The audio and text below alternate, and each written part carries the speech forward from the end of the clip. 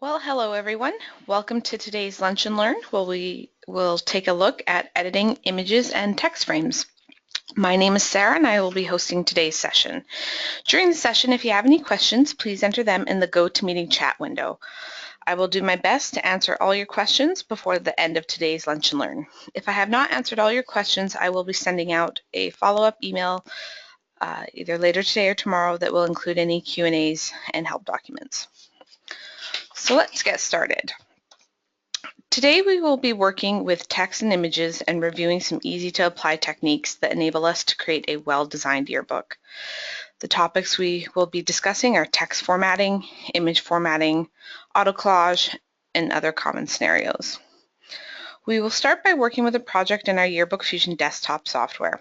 The project we are working in today is for Chase River Elementary School, and it is already well underway. As you can see, the cover's going, and we already have pages on our book ladder. So these first pages I do already have open. So let's get started by reviewing a few key details. Bleed and safe areas. Meaningful content should always be inside the green safe line. Never put important content near or beyond this red bleed line. This area will be trimmed off during printing. So it's important that your schools know to keep everything within the green line or safe line.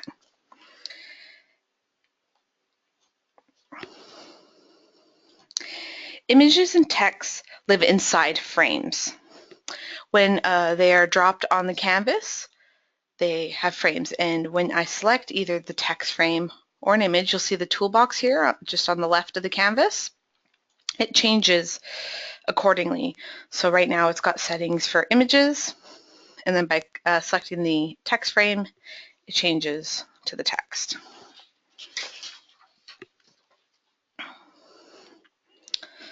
There are two ways to access images. If you have already uploaded images to Dropbox, you can access them from the gallery hover, which is in the upper left corner. And then you can go into the Dropbox account, and there's some pictures I've already uploaded. You can either click and drag them, or you can say add to canvas. Another way to access images is through the images hover. This is what you would use to access your computer's hard drive, a USB stick, or CD. When the hover opens, you will see this drop-down arrow here, and this is where you can come to browse your computer to find the folder of images. It does create a shortlist here, and when you're in a folder, the images within the folder display here on the hover.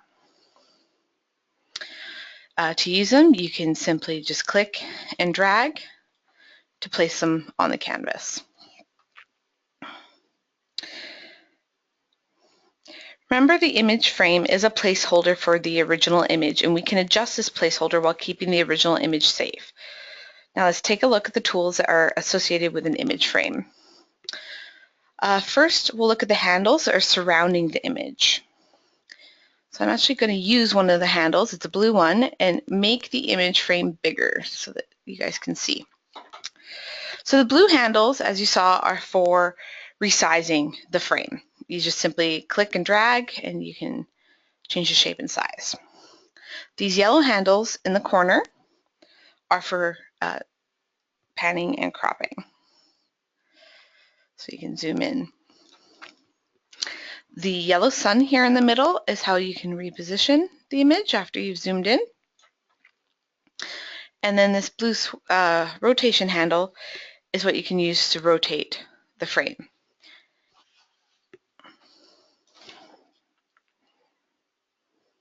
By clicking on the photo, you can move the image and frame around the page. So you simply just click and drag, and that's how you can relocate it on the frame.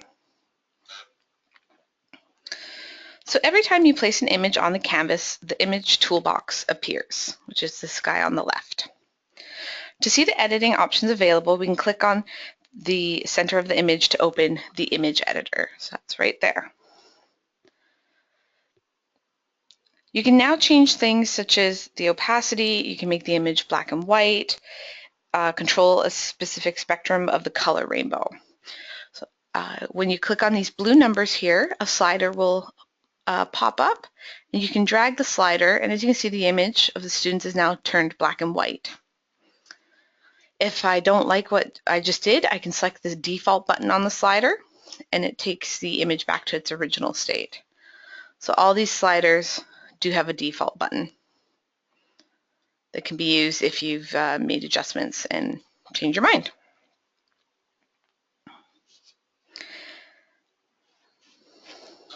To see the border editor, you would select the frame around this image there, and then there's our frame editor. We'll take a look at the border tab first. Right now it is got a check mark in this border radio button here, so that's how you can turn it on or off, just by removing the check mark. The width here is how you can make the border thicker. There is a color chip right below it, and that is where you can change the color. Or if you know specific RGBs to achieve a certain color, you can enter them here as well. You can change the shape of the frame. Right now it's square, so we can say rounded, which actually just gives it a rounded corner. If we want an oval, we can go like that. And there's even a diamond or angled corners. So next we'll take a look at our gradient tab. So we can put a check mark in.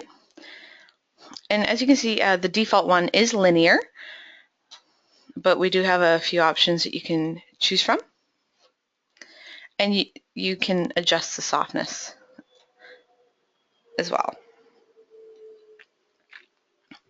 Our next tab is our mats.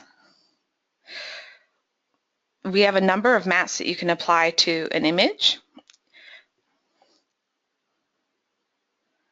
If you click on the drop-down arrow, the available mats will be displayed. All you have to do is find one that you like and click on it. The gradient does need to be turned off to see them clearly.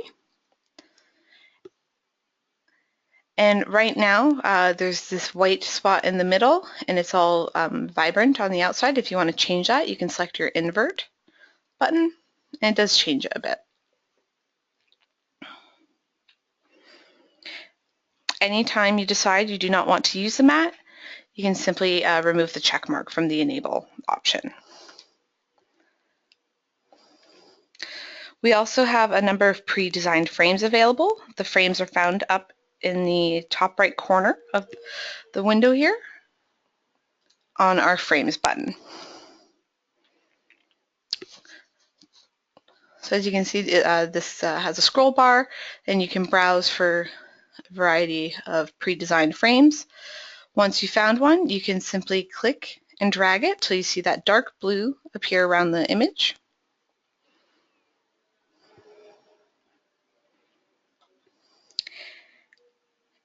And it has now applied the frame to the image that I chose. So as you can see, it looks like there's a piece of string going over the corner of each image.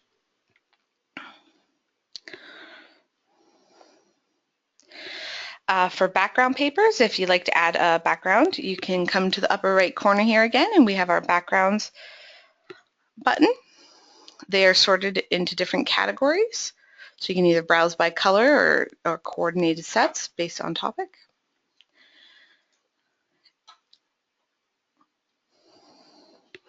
And as you can see, there's quite a few in each folder, and once you find one that you like, you can simply click and drag till you see the dark blue around the entire canvas. It has now been turned pale beige. Or you can select set as background when you hover over the image. And as you can see, it's now turned to blue. So next we'll take a look at applying multiple images. To apply multiple images at one time, we're going to use our images hover. And I can select multiple images in two ways. I'm going to go to a different folder. So if there's a group of images that are side by side, you can press and hold your shift key, select on the first image, hold your shift, and select on the last, and you can see everything in between has been highlighted. Or if the images are spread out that you would like to use, you can use your control key. So I'll select one and hold my control key and choose a few. Once they're highlighted, you simply click and drag. And as you can see, the images are now attached to my mouse, which is called a dropper. And to get them on the canvas, you can simply just click, and they will be dropped on the canvas where you indicate. Like so.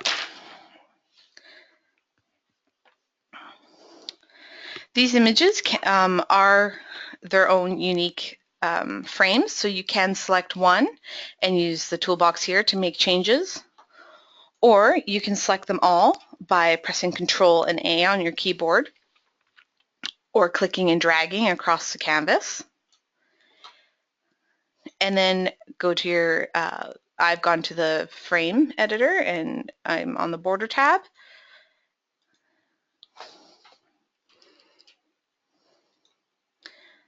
And I'm going to make all my borders a pink color. So once you've selected them all, the change that you choose will be applied to all the frames. So as you can see, they all have pink frames that have been made a little bit thicker.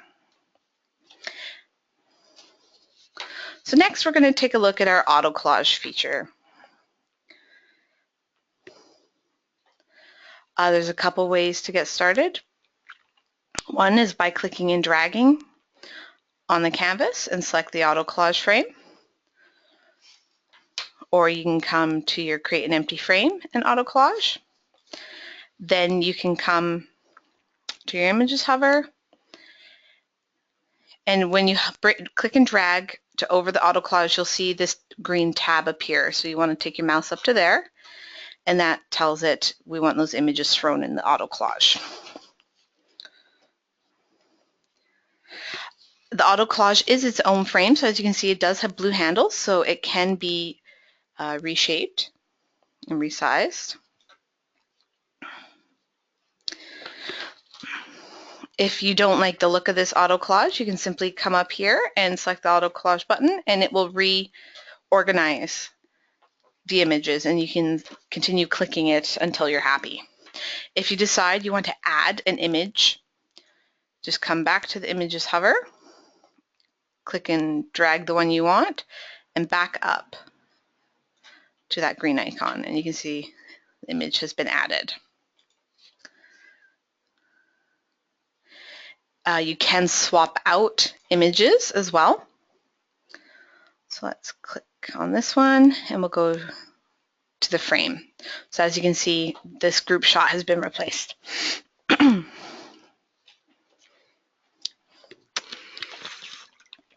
Another neat effect that you can apply to your auto collage is our auto jumble. It is right here beside our auto collage button.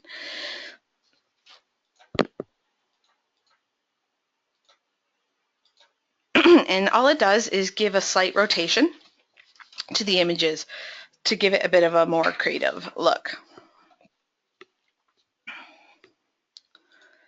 You can have more than one auto collage frame on a canvas if you like.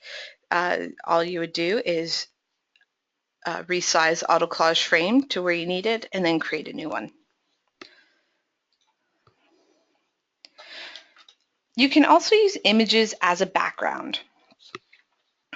So I'll go to our Dropbox, and from here you have two options. You can do set as background, and as you can see, it's now been applied to the entire canvas. Or you can click and drag, and when you see the dark blue frame appear around the canvas, you can release, and it will swap out the background. Backgrounds or images that are applied as a background will have the image toolbox appear, so you can use the image editor to apply different effects, just like a regular image. So you want to make sure you select it. You can come to the image editor and adjust the opacity if you wanted to, or the black and white, so you still have the same editing options. So next we'll go to our 2-page spread. And on a 2-page spread, there's a couple ways to apply backgrounds. You can apply one background to each side of the page by clicking and dragging. And when you see the dark blue around the one half, you can release your mouse, like so. So a double page spread doesn't have to have the same background. So I also could have done that with images. Or you can use one item and it can go across the entire 2-page spread. Images and backgrounds that are vertical in orientation, they will get zoomed in if you apply it across the entire 2-page spread. This was a landscaped image, so it actually works quite nicely going across the 2-page spread.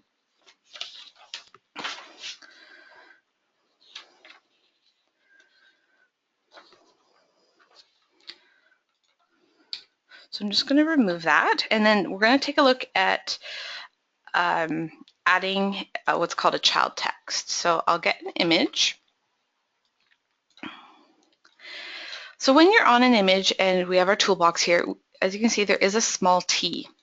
By selecting that, it adds a text box right on top of the image. This is now a child text, and it's actually attached to the image frame.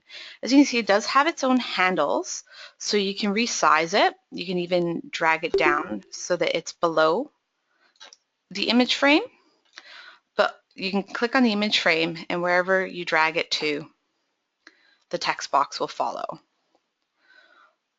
So that is a child text. Then we have our split tool here. So that can be handy in several ways. You can start with a blank image frame and then use the splitter. You can click on it and enter certain numbers, or you can just press and hold your mouse button over the splitter and drag up and down and left and right to get columns and rows. The blue lines indicate where it's going to be cut. You can release. And now my empty image frame has been split into equal size frames. If you do it to an actual image, it kind of gives it a bit of a mosaic look,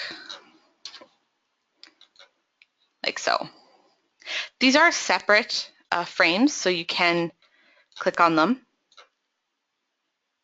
and move them around. So it can help get a nice uniform look or add a creative element. So next we'll take a look at text frames. The easiest way to get a text box on your page is to click the T on the toolbox, or you can click and drag and select text frame.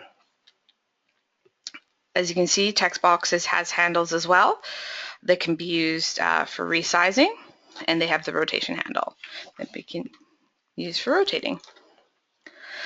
The text within the text box is dynamic, which means it will resize as you type. So as you can see, the font right now is much bigger than what it previously was.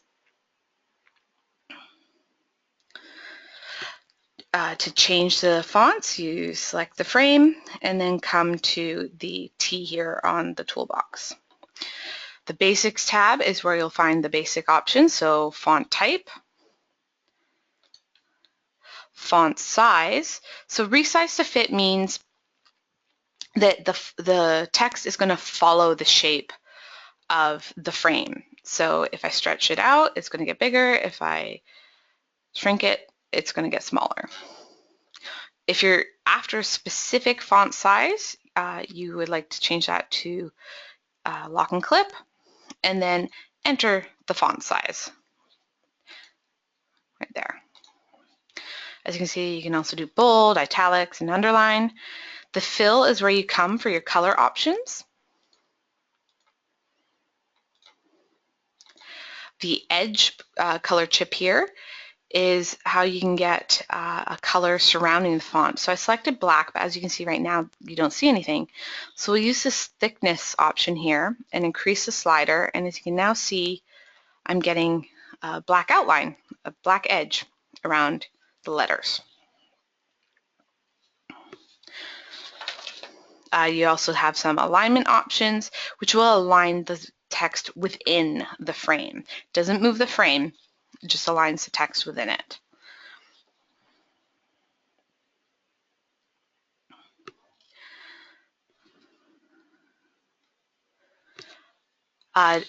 Text also has a shadow, so if you hover under the T, you can adjust the shadow options as well. So by turning on the shadow, playing with the color, even repositioning the shadow.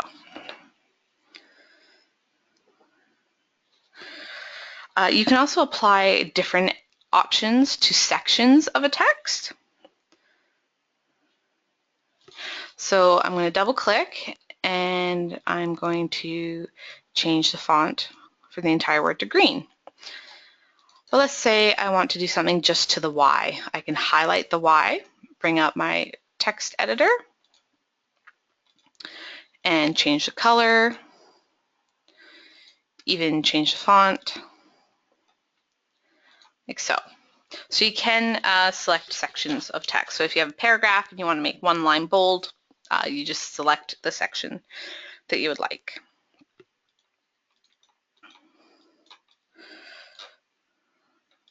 In our editor, we also have the Effects tab.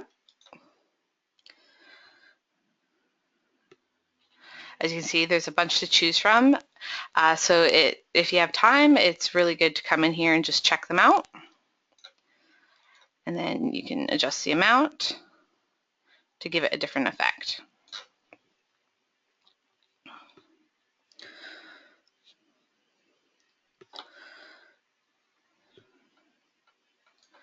Oops. Some of our more advanced options as well, and this is how you can adjust the skew to give the text some effects. So another neat option for text is what we call convert to matte. It works best with smaller words, but also words that have a very bold, large font. So as you can see here, our word ball does stand out. So what I'm going to do is come to our toolbox, open up the editor, and on the effects tab here, we have convert to matte. So by selecting this convert to matte button, it's actually now changed it into an empty image frame. Some of the drop photo here is cut off because of the spacing of the letters, but it's no longer a text box. It's now an empty image frame. So I'll just go and grab an image, click and drag it to the frame. And as you can see, the image has now been placed within the letters. Since it's been now made into an image frame, you can't change the lettering, so you don't want to convert it to a matte until you're set on what the word is. If you need to change, like say you wanted to add, change the word entirely or put an S on the end, you would have to create a new text box and do convert to matte again. But the convert to matte, as you can see, it has the handle, so it can be resized, and it's just now a regular image frame. So that brings us to the end of today's Lunch and Learn. I will stay on the meeting for a few minutes for any questions, but I'd like to thank you all for coming, and you guys have a great day.